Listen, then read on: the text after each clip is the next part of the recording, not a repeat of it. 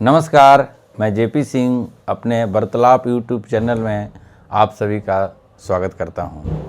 हम लोग अभी एपिसोड चला रहे हैं हारना मना है, माने जीवन एक संग्राम है।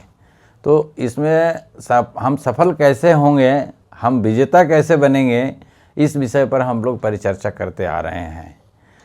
तो इसमें हमारा स्ट्रेंथ और वीकनेस, तो हम कोई भी काम करते हैं तो स्ट्रेंथ के बदले हम वीकनेस पर ज़्यादा ध्यान देते हैं। हमें ये कमी है, हम इतने कैपेबल नहीं हैं, हम ये काम नहीं कर सकते हैं।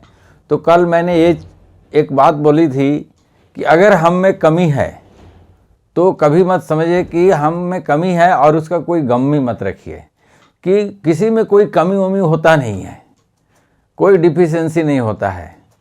हर आदमी का स्ट्रेंथ एंड वीकनेस अलग अलग होता है और कोई किसी के कंपैरिजन ले करके और वैसा ही नहीं बन सकता है। हम लोग कछुए और खरगोश की कहानी सुने हैं। जब कछुआ सबसे धीमा गति चलने वाला प्राणी है और खरगोश फास्ट गति चलने वाला प्राणी है, बहुत तेज़ी से चलता है, लेकिन जीत कछुए को हुई। और ये कैसे जीत हुई? क्योंकि वो लगातार मेहनत करते रहा। तो सबसे बड़ा टूल्स है हार्ड वर्किंग। अगर हम लगातार मेहनत करते रहें तो हमारी जीत हो सकती है। और कछुए का क्वालिटीज़ और कैपेसिटी अलग है और खरगोश की क्वालिटीज़ एंड कैपेसिटी अलग है। अगर हम कछुए को बोलें कि तुम खरगोश जैसा दौड़ो और उसको परेशान करें तो वो ना खरगोश बन पाएगा और ना कछुआ बन पाएगा। और वो अपना हाथ पैर तोड़ लेगा और उसको जो भी चल सकता है वो नहीं चल सकता है। इसी तरह से अगर हम खरगोश को बोल दें कि तुम कछुए जैसे सुस्त हो जाओ और स्लो चलो, धीरे धीरे चलो, तो वो भी नहीं चल सकता है। तो हर किसी का अपना अपना कैपेसिटी, एक यूनिकनेस, हर प्राणी इस दुनिया में जो भी है वो अपने आप में एक आश्चर्यजनक चीज़ है और उसके स्ट्रेंथ एंड वीकनेसेस अलग अलग है। जितने भी तेज़ गति से चलने वाले प्राणी हैं, चाहे मशीन भी है, तो वो लगातार बहुत तेज़ नहीं चल सकते हैं। जैसे खरगोश है, लेपर्ड है, हिरन है, तो वो उनका ऐसी शरीर की बनावट है कि वो थोड़ा देर दौड़ने के बाद थक जाएंगे, लेकिन कछुए वो नहीं थकेगा।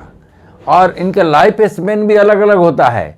एक कछुआ का एवरेज लाइफ, औसत लाइफ जीवन काल 150 साल का होता है, लेकिन एक खरगोश का जीवन काल 12 साल का होता है।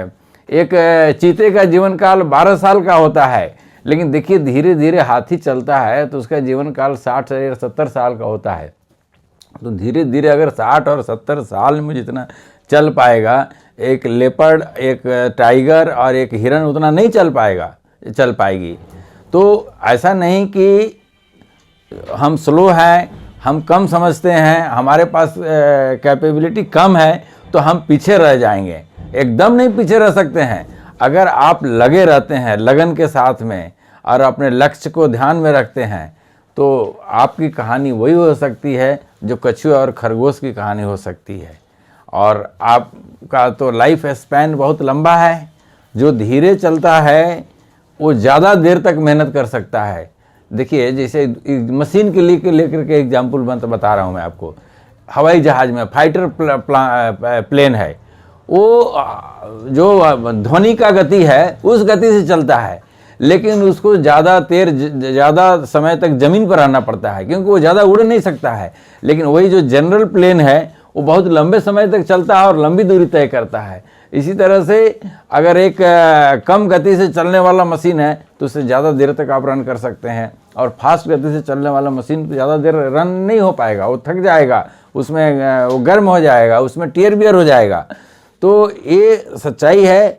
और आदमी को कभी भी ये नहीं समझना चाहिए कि हम में एक कमी है और इसके चलते हम ये काम नहीं कर सकते हैं, हमें सफलता नहीं मिल सकती है। हाँ, अपनी कैपेसिटी को कल भी हम लोग डिस्कस किए थे कि कैपेसिटी को पहचान करना ज़रूरी है और उसको विश्लेषण करके ही आगे बढ़ना है। तो अगर हमारे पास कछुए का भी स्पीड है तो हम खरगोश को हराने की दमखम रखते हैं, ताकत रखते हैं, जज्बा रखते हैं। और एक हाथी है, बहुत धीरे धीरे चलता है, तो अपने 70 साल के जीवन काल में वो किसी भी तेज़ गति के चलने वाले प्राणी से ज़्यादा दूरी तय करता है। तो ये रही बात। तो आज का एपिसोड हम यहीं समाप्त करते हैं और अपने शक्तियों की पहचाने, अपने कैपेसिटी को देखें, हमारे पास क्या स्ट्रेंथ है और उसको यूटिलाइज करें, ना कि दूसरे का स्ट्रेंथ को देख करके नर्वस हो जाएं और पिछड़ने लगें, निराशा की भावना आ जाए। ऐसे नहीं होना चाहिए। तो आज हम लोग एपिसोड को यहीं समाप्त करते हैं और हमको हारना मना है और आगे एपिसोड हमारा कल आगे भी चलेगा इस पर।